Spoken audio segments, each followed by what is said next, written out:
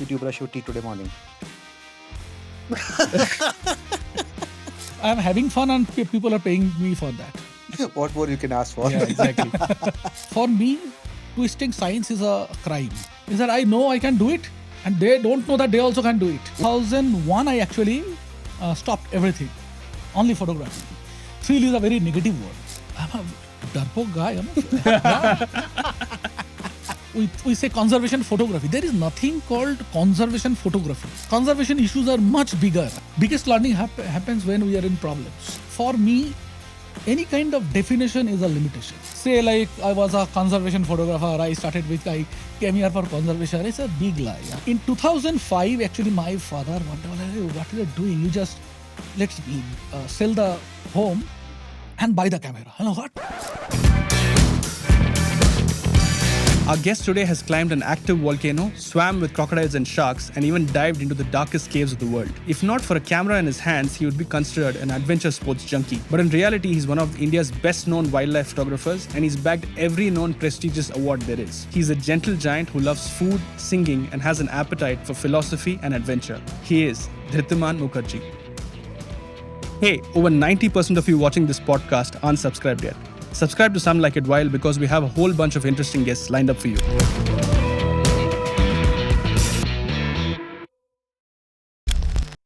Dada, I remember meeting you first time in 2015. 15. You know, I really have a fond memories. And I know you're younger to me. I still call you Dada. I think you are like a global Dada. I think everybody calls you Dada. Am I right? I mean, yeah, some, of course, yeah. So, Dada, you started your journey in 1997 as a wildlife Yeah, photographer. as a photographer. As a photographer. So, you were doing all kind of photography or you In were doing only 97? wildlife? Yeah, 97. In 97, I just bought a camera and then I was photographing anything, everything. In my home, I used to call some like sabji wala, rickshaw puller and like ask them to come. I had set off of lights in my home and I used to take portraits and I used to pay them because of their time. Wow. Yeah, they are like they your earn models. daily. So if I am killing their time, Yeah, obviously. no, I mean it's like the 97. I was 22, so yeah, it was like that. But I used to shoot everything. So, it's 25 years you have been doing a photography. 27 years for 27 photography. years. Yeah. But wildlife I started in late 99 actually. 99. So I got a direction. Like before that, there was no direction. So I was shooting anything, everything. And who gave you the direction? No, so what happened, as I was telling you, so after my graduation, I actually quit. So I didn't even finish so I did my graduation, didn't finish the honors, the part 2. Okay. Yeah, and I escaped. Escaped in the sense that time I got involved in rock climbing and mountaineering and I was so engrossed into that and I thought this is that time I was physically fit. And this Sure, is right now also. yeah, so this is the time to do that. I will study later. Okay. Right. But my batch was very good. I mean, my school batch. So everyone was studying. So after 6-7 months, I realized all of my friends were studying and I was just, roaming around here and there and felt a little bit guilty. And then there was nothing to do. So somebody suggested me to do a correspondence course. It's called Postgraduate Diploma in Ecology and Environment. Mhm. But funniest thing is, in my school days, we introduced statistics in my plus 2 just to avoid biology. Oh, okay. I never liked biology. When anything to memorize, I can't handle. I mean, it's a bad statement. I mean, it's not. I mean, of course, it's not a subject that you have to memorize. But our study was. Our education system is like that where you have to memorize and then give I'm the always like answers a rather physics, than- mathematics person. So, Yeah. so I was studying physics and I left. Like last time I had biology in my class 10. After that, it's like there was no option to take statistics in my school. So we forcefully introduced that. And then it came back. When I started this, the postgraduate diploma in ecology and environment, that time I actually got interested in ecology because I feel like ecology is the physics of environment, So then I liked it, and it's a coincidence. So I was doing photography, and mainly I bought a camera because I was doing a lot of mountaineering and climbing activities, outdoor activities. So I thought, okay. Suddenly I decided I am a wildlife photographer. I mean, it's nothing. So I just shooting some birds random from my home and all. And yes, so So 27 years, Dada. 27 years of doing, or say 25 years of doing a serious wildlife photography. How your photography has evolved in last 27 years? it is every day evolving. So I just, as I was discussing about the seriousness, so I am very much serious about the the authenticity. Like I don't try to pretend. I don't try to twist the fact, because for me, the scientific part of the photography is like, for me, like if you do some financial scam, it's okay. It is like you can manage it. If you do a scientific scam, because all the scientific foundation, it happens over some old theories. Now, if I make a, just to based on some wrong information, the entire theory will be I mean, it will be built up, so the entire thing in the future will be wrong. So it is much more bigger crime than financial crime, because one is like manageable, renewable, whatever way you say, reversible, but it has much more impact, bad impact. So for me, twisting science is a crime. So I'm very serious about this information, fact, or something. But if you talk about the fact, like what I'm doing, I'm not very serious. I'm very much enjoying. I mean, I love it actually. And it's like, I mean, in today, I mean, I'm today I can make a statement like that. But initially, it was not like that. It's like I'm having fun and people are paying me for that. So Best way. I mean, like you have more fun, I will pay more. What more you can ask for? Yeah, exactly. Somebody's saying I'm having fun. Yeah, exactly. That is a great thing. But in terms of what I wanted to achieve or would like to ask is that when you started off, very basic idea, I think there were two people who were quite instrumental in putting you on a line of wildlife photography.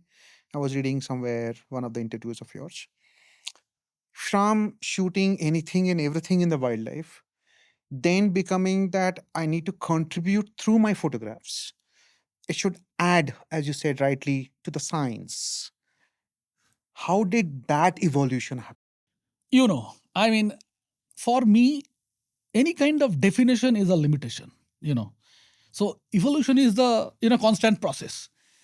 Uh, I mean, I will go little idhar udhar, but it's like sometimes nowadays we are making a lot of films. So my people mostly say, why don't you have a script? So I don't love to have a script. Script is like a limit. Like I am with the idea now, but after working for 2 months, that's a different me. Like the who is writing today is the today's me. After 2 months, I will be a different me with more learning. If the script is not changed, that means my learning is zero. So this evolving thing, I mean, even whatever our ideas, whatever we do, whatever we think, it is constantly evolving. When I started photography, that time it was more about like a fun, oh, what a life, like outdoor. Slowly I realized that I'm having fun. Also, I can contribute. I mean, it's not, I mean, if I say like I was a conservation photographer, I started with, I came here for conservation, it's a big lie. I mean, it's not like that. I mean, it never happens actually. It's a very later outcome. Like when we started, it is always, You're having fun. it was a fun thrill. And I hate the word thrill. Everywhere I say, I mean, for me, thrill is a very negative word. Like when we go for thrill, that means we are inviting thrill. And if I'm an example, that if I say, oh, this is a good thing, and I'm saying thrill is a good thing, then others also will do. And we will suggest to do because it's a good thing. And when somebody is looking for thrill, that means when thrill happens, actually, when we get the thrill, like something is charging, So these are all negative things. I mean, like when we get into somebody's personal space, thrill happens. I'm not about the bungee jump. That's an experience. It's a thrilling experience. But in wildlife photography, if I want thrill, I mean, people have different ideas. I mean, it's like my way of thinking. I mean, it's for me only. So I have, thought process for myself. And I always try to convey that this is my way of thinking, and if you agree, you can take it. If you don't agree, don't take it. I mean, it's very easy. So my in my way of thinking, thrill is a negative word for me. Like I took the You just responsibility. sounded like Rajneesh, Osho Rajneesh. What are you saying? Your wish. You want to take it, take it. Don't want to take it, don't take it.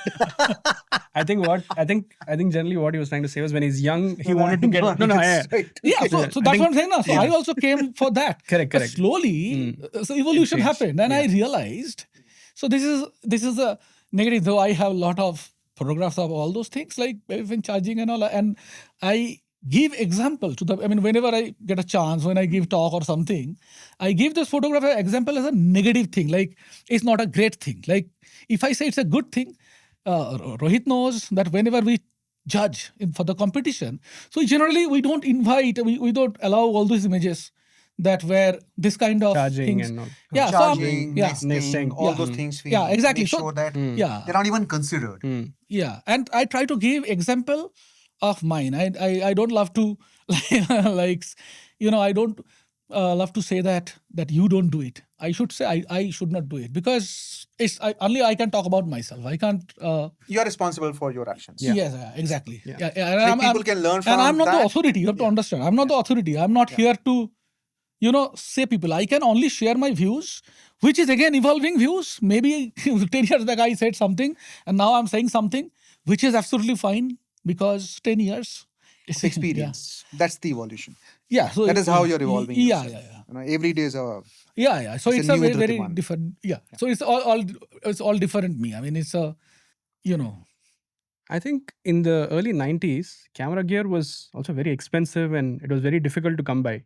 And nowadays, most of the wildlife photographers you have are either IT professionals, they have very good jobs, they're able to afford all this gear. And I heard a story that your family had sold a part of your house to fund your first camera. I am from a lower middle class family. So my father was into the Bengal government service. His last salary, I actually went to the office. That was in 97. My father retired in 97 when I started photography. It was 5,000 rupees. So we 6 members family, but we had a happy home, and still we have a happy home, like a super happy home. No complaints, nothing. So it was like in 2006, it has happened much later. In 2006, actually, I first bought my digital camera and laptop. So that time, in 2005, actually, my father wondered, "Hey, what are you doing? Let's sell the home and buy the camera." You know what? I mean, like selling home and buying camera. It's in a middle class, thought process. I mean, it's not like I'm not saying a middle class financially. I am talking about Even the from thought, it's- middle class yeah. thought. I mean, it's like Yeah. midway. Like we don't want to take risk or something. It's unheard of, yeah. Yeah, so it's like it was not an example. So I was also stuck in that. So my father was out of it. My mother was also like that. So they told me what to do with the home. I mean, do it what you love. Yeah, so decided in 2005, but it takes time. In 2006, when I bought my digital camera and laptop, so I mortgaged my mother's sisters all gold. That is also a little bit gold, not very, And then 2007 we were able to sell the half of the home. Then we got money, and my father didn't touch the money, so it was like directly went to the camera dealer shop, and with the some amount I released the gold from the bank. And so before that I had cameras. I mean, not like a great cameras. So I was using camera, and that also, I mean, basic setup. So good setup I got after this when it Great happened. story. Yeah. Yeah. I want to know about 3 extreme experiences of yours which you had in last 20 odd years, which has left a mark on you, or something which you can never forget in your life.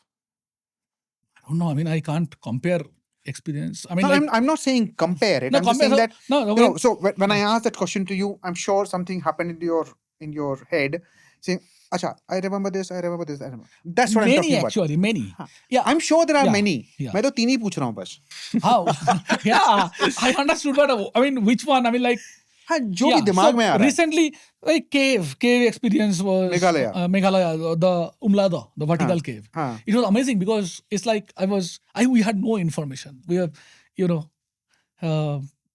we were getting in first time. It's like no information is there and it's So completely before you unknown. went, there is nobody who has So ever gone into that cave. No, so one expedition happened by Acha. National Geographic. No Indian expedition happened actually. So when the fish was discovered, so first expedition. So after that, so like there's very few informations about the cave that it is there and the fish found or something. So so when we went there, so it's like whatever we are exploring is very new.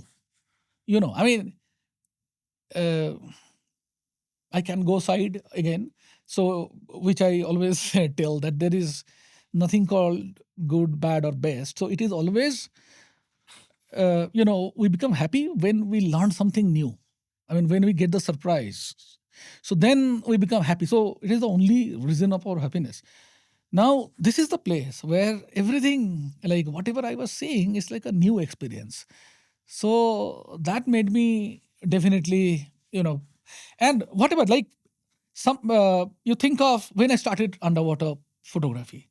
So going first time for underwater was like a total surprise. Total surprise means like, for example, you are going to the mountain. Now you visit Ladakh, then you visit Spiti. They're different places, but it's a mountain. So it's not a total surprise. It's a surprise. Like when you see something new, it's a surprise. So total surprise is I have not seen anything about the underwater. No, so when I went, it's like a total surprise. So happiness was like immense. So whatever. I mean, when when I was swimming with the first whale in Sri Lanka with blue whale, or maybe in humpback whale in Reunion Island, or when I dove with leopard seal in Antarctica, and this Narpa seal, when I dove in frozen Lake Baikal. But Dada, how do you plan these kind of expeditions? I'm calling them expeditions Yeah. because these are not the normal ones that you are going to a Kajiranga or Kana or any of the parks. These are like a very planned expeditions. That is also evolving process. So if I go somewhere and I learn something and then I plan something. So it's like a one by one. I mean, there is no rule, no predictability. I have no idea what I'm going to do. So I go somewhere and that is the power of evolution and field learning.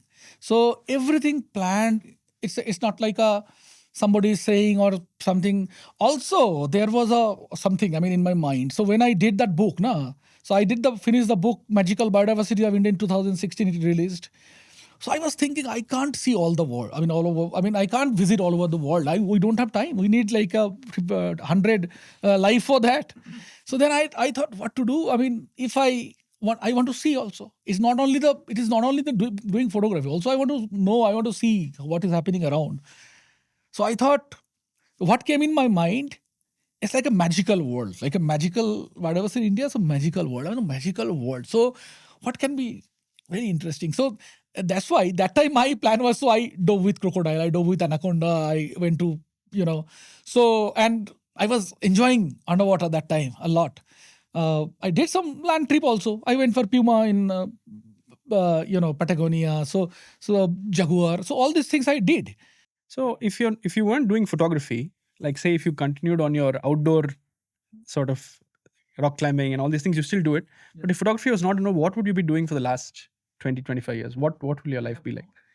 Because so when I started, so I used to teach physics, mathematics, statistics, so private. So I quit. So I thought tuition. Yes. Okay. And I wanted to come out of the comfort zone. I mean, like it's like it has to be full-hearted. So lot of three, four major things actually, which actually changed me. So this is one of the one of those things. Like I came out of all kind of earning. So I used to earn 4,000-5,000 rupees a month, and in 2001 I actually stopped everything, only photography. So my income from photography came to 10,000 rupees a year. And it continued up to 2006. In 2006, my earning became 25,000 rupees in 2006. and 2007, 50. You were selling 2008, photographs? 1,50,000. Hmm. 2009, 2 lakh. I don't think so. You sell photographs. I sell photo. I mean, my The own. prints. Huh?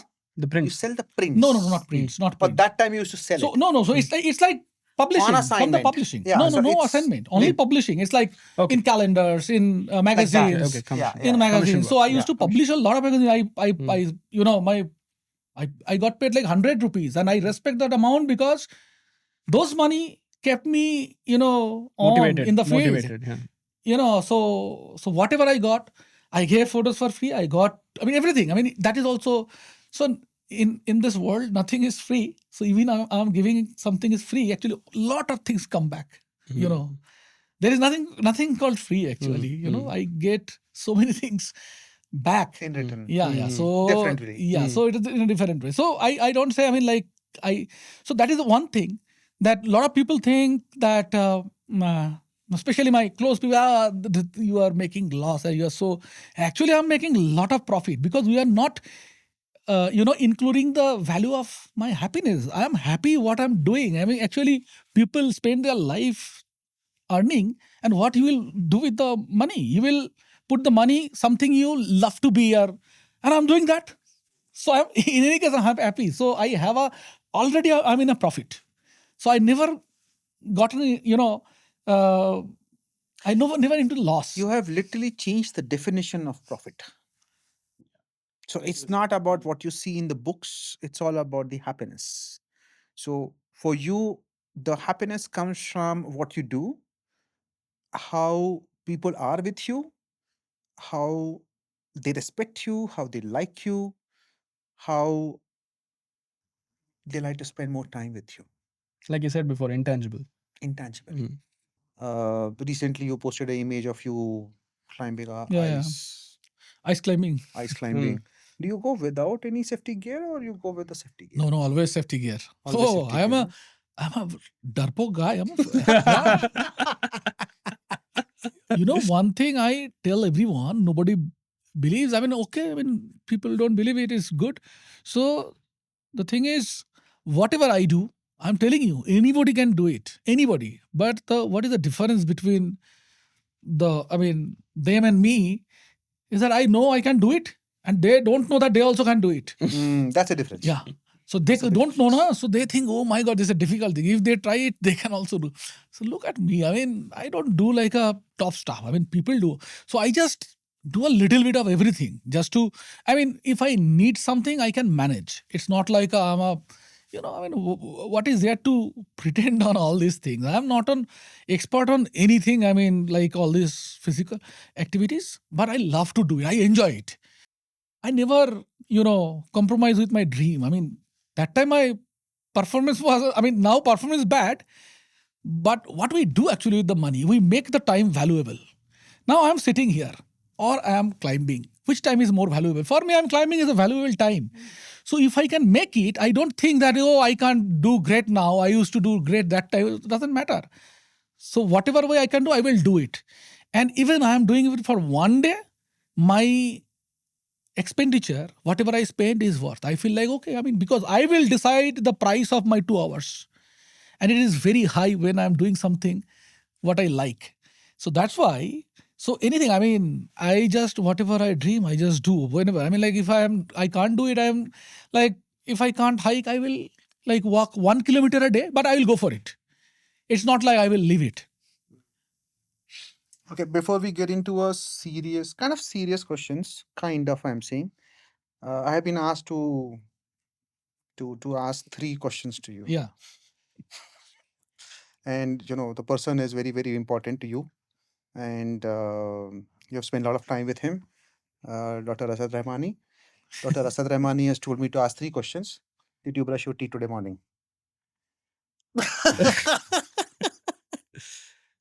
He has to think about it. Actually today, yes. Great. The question, it is I not will question, go. after how many days? After This is how the many days? question. I was about to go there. No, I do that. Every week I do that. Every week you do that. The second question was that, did you take shower? And if yes, then after how many days? I don't remember. You don't remember that you have taken I shower. had. I dive. Don't forget that. I That counts dive. as a shower. Correct. Yeah. So So actually, I forgot. I mean, see, it is out of my system, so I don't feel the need. It is just truth, and I'm absolutely fine.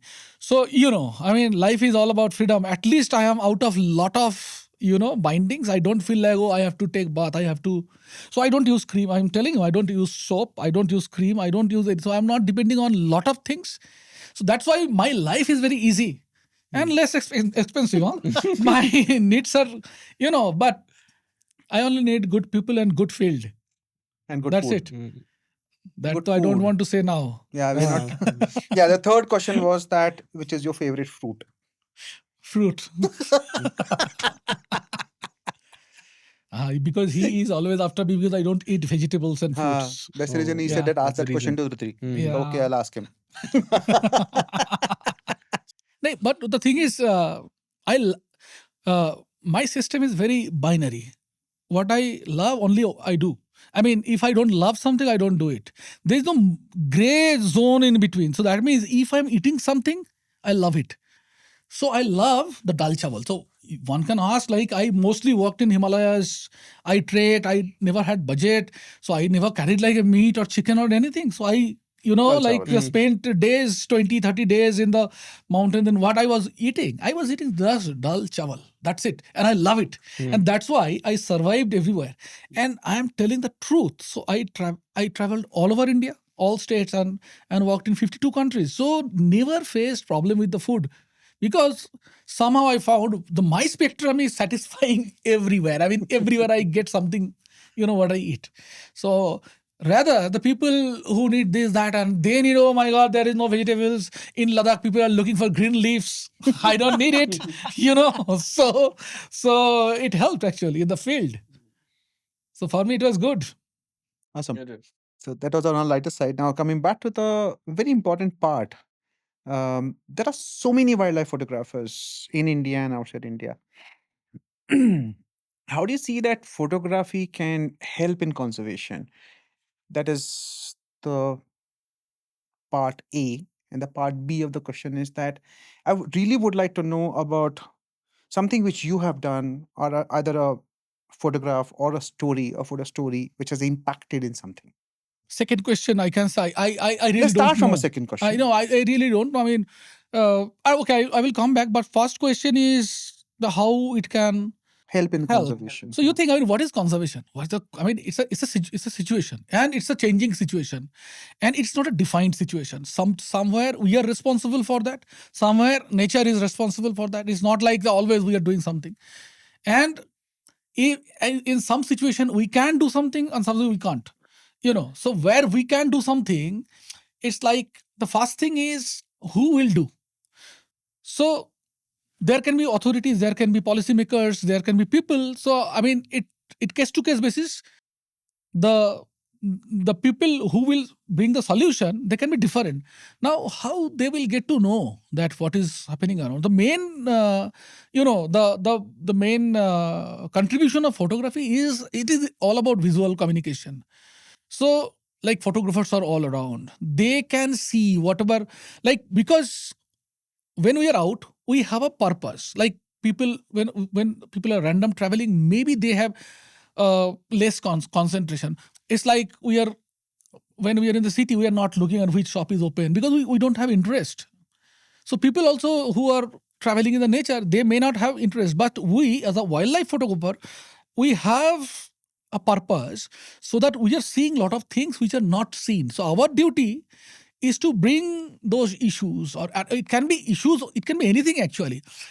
Sometimes we discussed a lot about where I differ a lot. We say conservation photography. There is nothing called conservation photography. It is photography for conservation. There is a difference. I mean, conservation photography means you are defining the photography like it is, and photography for conservation means it need based. What is the issue? I mean, it can be anything. I mean, like one beautiful image can be a conservation photo. One photograph of this cup can be a conservation photo. It depends where and how you are using it. It is a wisdom of ours how we can we will place the image and how we'll use the image to connect and bring certain issues, maybe science. It can be anything. It is not only that we shoot some bad images, bad in the sense like something is Gory images. dying, and it's not like that. Maybe we are if I can, for example, if we can create a beautiful image of a, say, spider. So 90% of the people, for spider is a creepy thing. They don't like it. They hate it. So if you can create a love, that is also conservation. It's not like we need to take photos of like something dying. So even we can create a better image of a villain in nature. So that is also conservation photography. So there is no definition. So it is all about us, how we address the issues, how we identify issues, and then bring with the visual communication. So, and I feel like everyone who takes photo is it can be used for But do conservation. you really think that is happening it? Because most of the time people are just shooting images for themselves or for social media. They are not thinking about the conservation, the issues, what we are facing it. Do you really think it is happening that people are actually doing it with a purpose? See, Rohit, I'm very clear in this context. Like it is, I don't expect people to do that. I mean, like, why I take photos is my call. If I'm doing it for conservation, it's fine. But if I'm not doing it for conservation, that is also fine. I mean, it is not like a mandatory that everyone needs to do it for a purpose. Maybe somebody is not doing for a purpose, randomly is doing it. It's fine. I mean, just look at the world with a very unbiased and I don't want to see with a preoccupied thought process. For me, like somebody, so I say like I'm a documentary photographer. What does it mean? I document. So that means I always say that I'm not an artist. I don't know art. I mean, like, art is not my goal. When I take photos, my goal is not to create art. My goal is to document, and to create that document, I use art. So art is a tool here, not the goal. Now somebody who is an artist, who wants to use the wildlife as his subject of his expression of his artistic vision, he can do it. He may not thinking of conservation, it's fine. So it is like, I mean, sometimes people are not doing for conservation, but it is indirectly, it is happening. I mean, it is helping conservation. That also happens. So if somebody is doing a wrong thing, we can talk about it. I mean, like, I don't know. I mean, people do it, or I just hear all these things like people break nest, and I can't give any more examples also. I mean, for me, it is in most situation, tourists, photographers, disturbance happens, but conservation issues are much bigger. I mean, these are much softer target to discuss on, because the impact is not that much.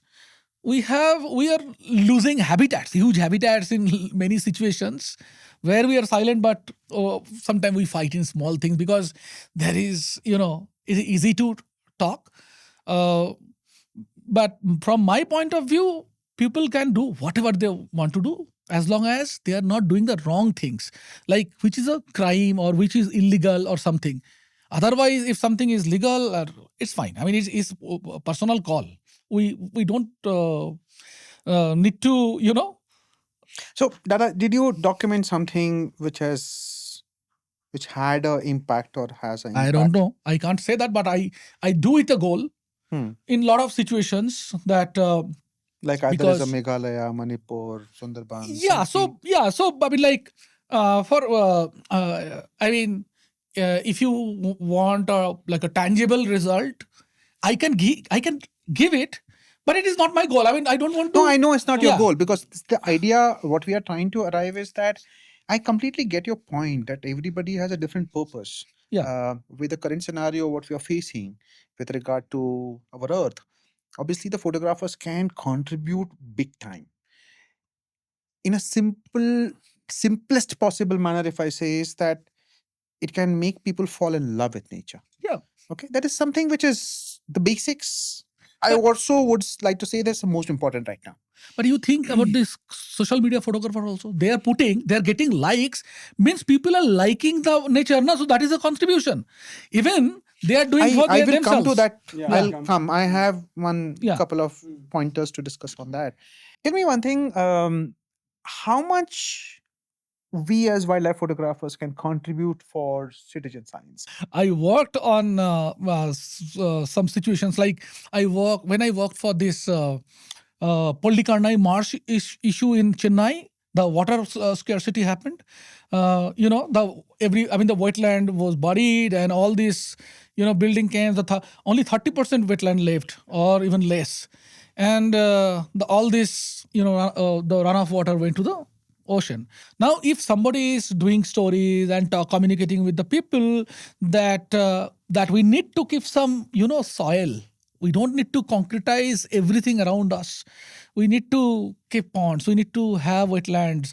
We need to have a ventilator. I mean, some point in our home to like urban birds. So that can be definitely done with all these things.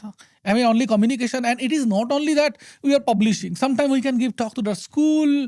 We can connect key. I mean, for me, the best group of people to connect either the kids or the policymakers, and then so these are the things which can really make a difference.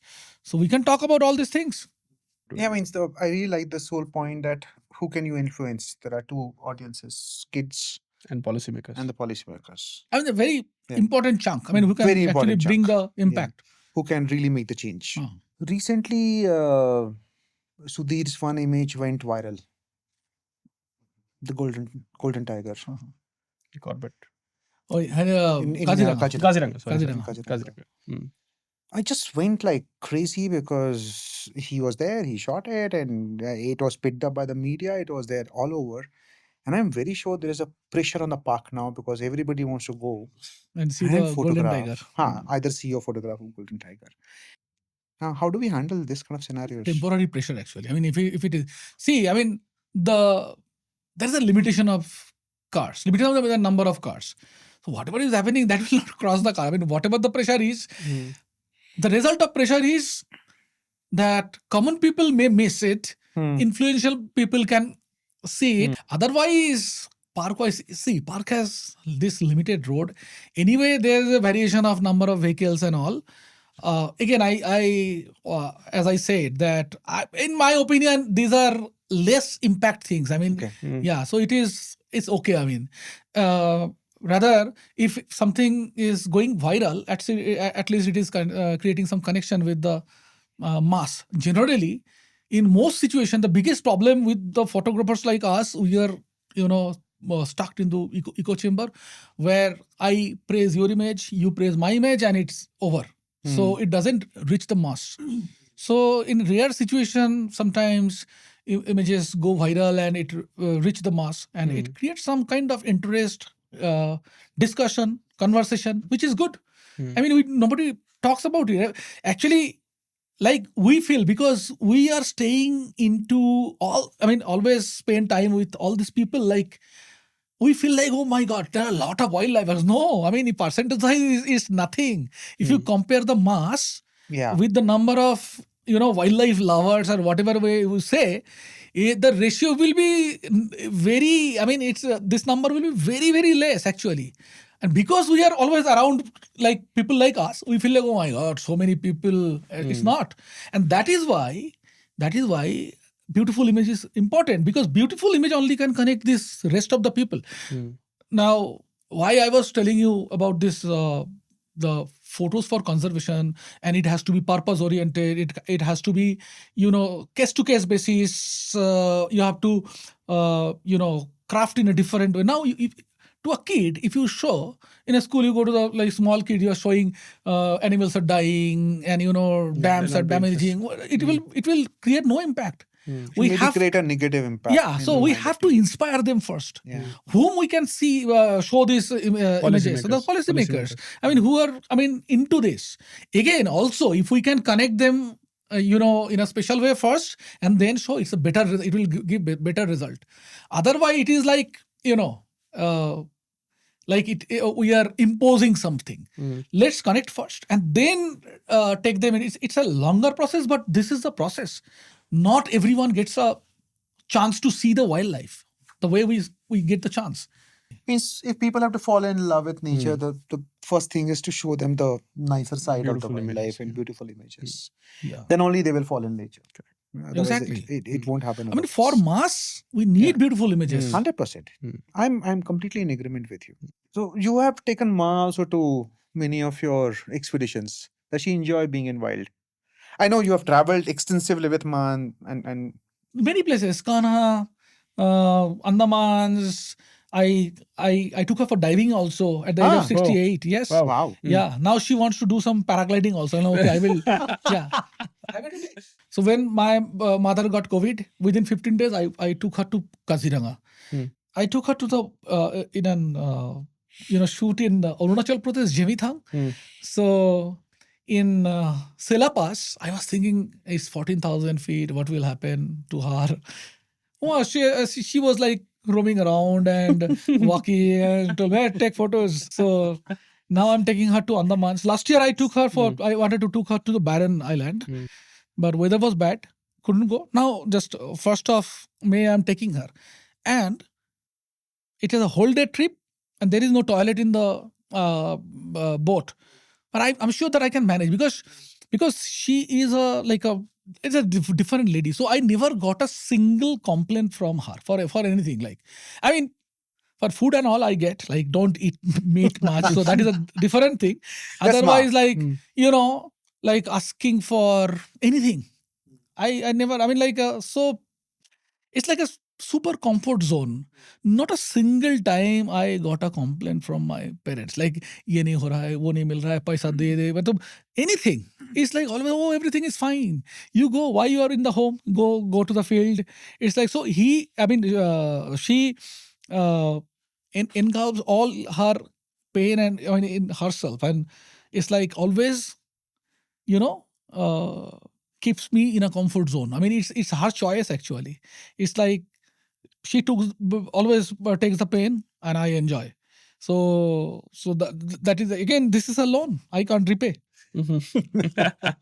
And I means I know Moshmi Didi. Moshmi Didi, I know. I have met her many times and I've spoken to her also. How did you meet Moshmi Didi?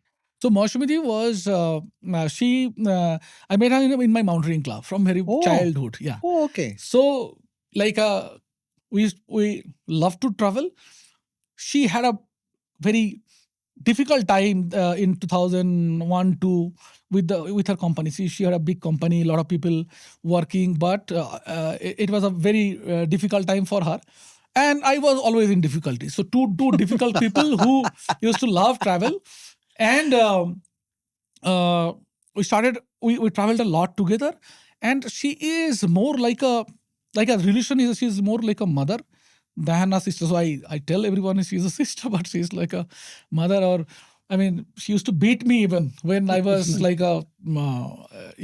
she had an immense contribution on whatever I am now today.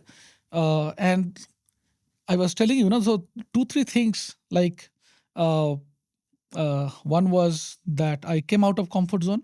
Second thing is one very interesting that middle class thought process. She actually gave an idea of like, money comes last, priority comes first. You've gone on a very long journey, and you spent time in the mountains with the tribes and so many things, and you meet so many different kinds of people, and there's always learning from all these people. Yes. So I think one question I think we were discussing is how has your philosophy of general life itself changed over the years from the time you started? So first thing you have to understand that the biggest learning happens when we are in problems. So, you have seen my voice note on brown bear stories. I told many times in my talk that, the brown bear thing. So 14 years I tried. So I never got it. Yeah. But I don't think this is a failure. And in fact, there is no word called failure. Either we can do something or we learn. There is nothing called failure. I mean, it is real. I mean, it's not like for saying I'm saying it. So that story was always I tell is the power of no. Like more we face no in life, we learn more. And that actually, if we don't face no in life, we become very average because our learning is Limited. becomes very limited. So I face a lot of problems in life, but that is I don't take them as a negative things.